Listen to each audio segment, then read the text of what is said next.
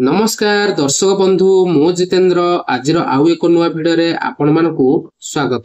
तो दर्शक बंधु प्रधानमंत्री किसान सम्मान निधि योजना बा पीएम किसान योजना रो गोटे बहुत बड़ इंपोर्टेंट अपडेट रही जोटा कि आपण माने जानिथिबे पीएम किसान लो 20तम इंस्टॉलमेंट जहा कि अगस्त 2 तारिख दिन प्रदान करा जायतिला।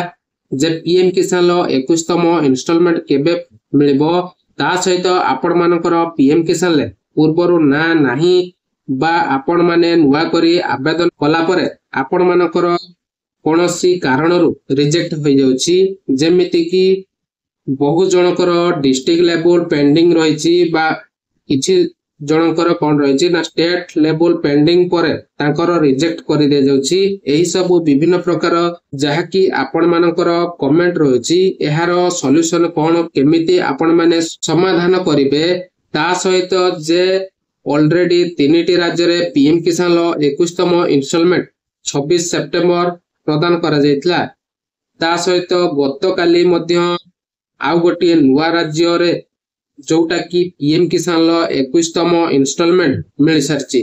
तेणु आपण मानक मन रे कंफ्यूजन रहिची कि कोन पई इंस्टॉलमेंट वर्तमान किछि राज्य को प्रदान करा जाउची एवं आम राज्य ओडिसा रे पीएम किसान लो 21तम इंस्टॉलमेंट केपे मिलिबो। आसंतु से विषय आउ किछि इंपोर्टेंट अपडेट जानिबा। ता सहित कोन कले पीएम किसान योजना रो 21तम इंस्टॉलमेंट पाई परिबे संपूर्ण डिटेल्स आज रो एही वीडियो रे आलोचना करिबा। तो ता पूर्वरु जदि चैनल को प्रथम थर विजिट करचंती वीडियो को लाइक करि देबे एवं चैनल को सब्सक्राइब करबा सहित पाखर देबा बेल आइकन को क्लिक करी ऑल ले सेट कर नेबे। तो देखंतु पीएम किसान लो जो 6000 टंका चाषी को अकाउंट को प्रत्येक वर्ष प्रदान करा जाउची। जो ताकि आपण जानिथिबे 2000 लेखा 3टी किस्त रे आपण मानकु मोट 6000 टंका प्रदान करा जायथाय। किंतु चलित वर्ष पीएम किसान लो 20तम इंस्टॉलमेंट आसीतिला जोटा कि जून बा जुलाई मासरे आसीबा कथा किंतु सरकारक तरफरु कोनोसी कारणवशत आपणकर अगस्त 2 तारिख रे प्रदान करा जायतला। एहा परे जोटा कि आग वर्ष जदि देखिबा पीएम किसान लो लास्ट इंस्टॉलमेंट जोटा कि आसीतिला जोटा कि आपणकर अक्टोबर मासरे मिलिथिला। बहुत जनकर जो एथर अक्टोबर मासरे मिलिबो कि नाही मुख्य कंफ्यूजन जेहेतु ऑलरेडी 3टी राज्य रे पीएम किसान लो टंका मिलि सारथिला एवं गतकाली आउ गोटी राज्य जोटा कि जम्मू काश्मीर मध्य पीएम किसान लो टंका मिलिला। कोन पई सेमानको टंका मिलला एवं आपणकर टंका केबे मिलिबो आसंतु अपडेट जानिबा।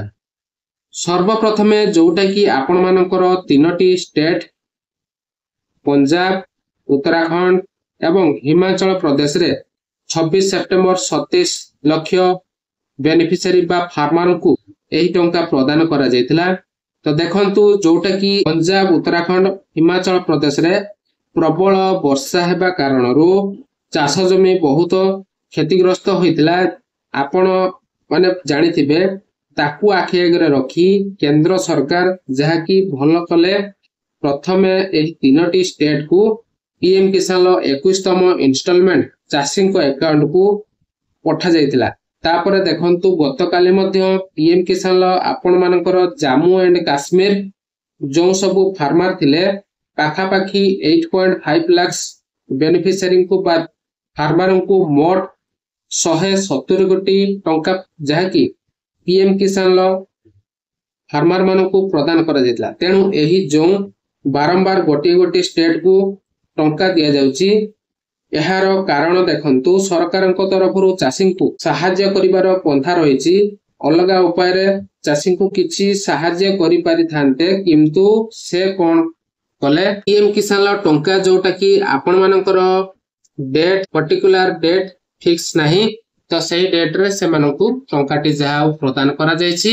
तो एई भिडियो आपण मानकु केमति लागिला हम ओडिसा रे केबे मिलिबो पीएम किसान लो से 21तम इंस्टॉलमेंट तो आपण मानकु नेक्स्ट वीडियो रे मो जणे देबी।